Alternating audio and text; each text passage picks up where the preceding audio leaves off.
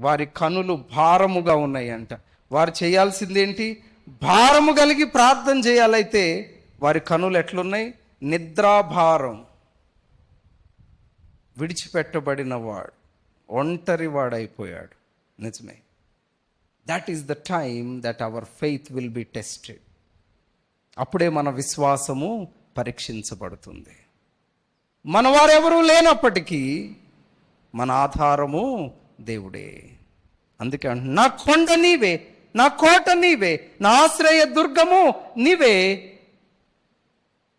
నరులెవరూ నాతో ఉండకపోయినా, నా అనుకున్న వారెవరు నాతో లేకపోయినా, నీవే నాతో ఉన్నావయ్యా. నా విశ్వాసము నీ మీదే.